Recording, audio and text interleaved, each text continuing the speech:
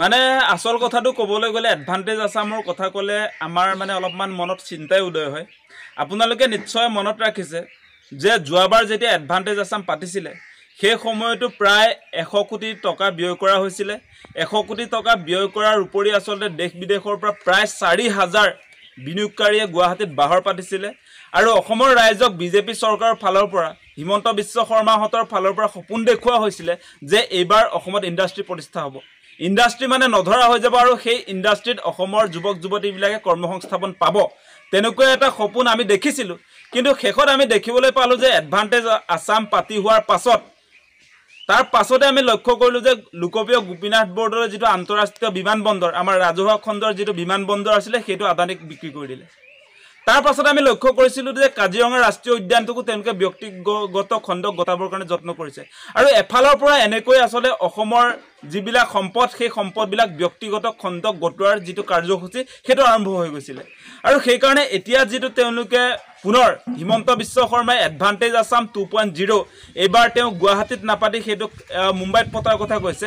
মুম্বাইত সেই যিটো কাৰ্যসূচী তেওঁলোকে লৈছে যে এডভান্টেজ আসাম 2.0 এডভান্টেজ আসাম 2.0ৰ কাৰণে আজিৰ দিনটোৰ পৰাই মুখ্যমন্ত্ৰী হিমন্ত বিশ্ব শৰ্মাই বিনিয়োগকাৰী বিচাৰি আচলতে বিদেশ ভ্ৰমণ আৰম্ভ কৰিছে।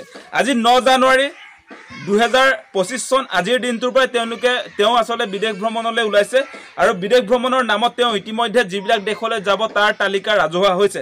আজি 19 জানুৱাৰী তেওঁ থাইলেণ্ড আৰু UAE যাব, 12 জানুৱাৰীত তেওঁ UK যাব, 13 জানুৱাৰীত মালয়েছিয়া, 16 জানুৱাৰীত ছিংগাপুৰ, 16 জানুৱাৰীতে তেওঁ দক্ষিণ কোৰিয়ালৈকে যাব আৰু 20 জানুৱাৰীত তেওঁ জাপান আৰু 23 জানুৱাৰীত তেওঁ আমেৰিকা যুক্তৰাষ্ট্ৰলৈ যাব আৰু এনেকৈ তেওঁ বিদেশৰ পৰা মানে বিনিয়োগকাৰী বিচাৰি ইতিমধ্যে তেওঁৰ যি আপোনাৰ বিদেশ ভ্ৰমণ সেই বিদেশ ভ্ৰমণ আৰম্ভ হৈছে আজিৰ দিনটোৰ পৰা। আৰু আমাৰ এই মুহূৰ্তত পোনপটীয়া প্ৰশ্ন, এই হিমন্ত বিশ্ব শৰ্মা ডাঙৰীয়া আপুনি যে ইতিমধ্যে বিদেশ ভ্ৰমণৰ তালিকাই যে প্ৰস্তুত কৰি যাবলৈ আৰম্ভ কৰিছে, আপোনাক এটা প্ৰশ্ন সুধিব খোজো যে আপুনি যি এডভান্টেজ আসাম 1.0 পাতিলে সেই 1.0ৰ অনুসৰি প্ৰায় 100 কোটি টকাৰ ৰাইজৰ ৰাজকোষৰ টকা যে খৰচ কৰিলে, আজিৰ দিনটোত আপুনি সেই এডভান্টেজ আসাম পাতি কেইটা ইণ্ডাষ্ট্ৰি কৰিলে তাৰ উত্তৰটো আমাক দিব লাগে।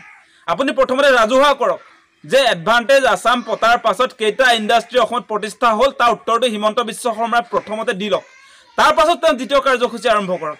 এতিয়া আপোনালোকে নিশ্চয় লক্ষ্য কৰিছে যে এডভান্টেজ আসাম পতাৰ নামত এফালৰ পৰা আমাৰ ৰাজহুৱা খণ্ড ইণ্ডাষ্ট্ৰিবিলাক ব্যক্তিগত খণ্ডক গতাব, তাৰ কাৰণে আমি এডভান্টেজ আসাম পাতিবৰ কাৰণে অনুমতি দিম নেকি বাৰু? সেই কথাটো অসমবাসী ৰাইজে এবাৰ অনুভৱ কৰক। আপোনালোকে নিশ্চয় দেখিছে তেওঁলোকে যেতিয়া এডভান্টেজ আসাম পাতিছিলে, এডভান্টেজ আসাম পতাৰ সময়ত আপোনাৰ সেই জাগিৰোডৰ পেপাৰ কলটো চলিত অৱস্থাত আছিলে, কাছাৰৰ যি 5 গ্ৰাম পেপাৰ মিল সেইটো চলিত অৱস্থাত আছিলে, কিন্তু আজিৰ দিনটোত সেইবিলাক মাৰি পেলোৱা হ'ল। আৰু আপোনালোকে নিশ্চয় দেখিছে এডভান্টেজ আসাম পতাৰ পাছত আমাৰ এই BSNLটো তেওঁলোকে ব্যক্তিগত খণ্ডক গতাই দিলে।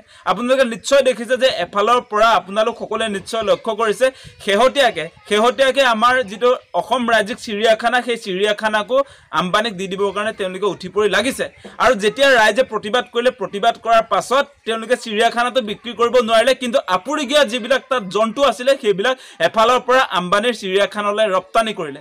গতিকে এনেকৈ এডভান্টেজ আসাম পাতি অসমক বিক্ৰী কৰিবলৈ আমি কেতিয়াও অনুমতি দিব নোৱাৰোঁ।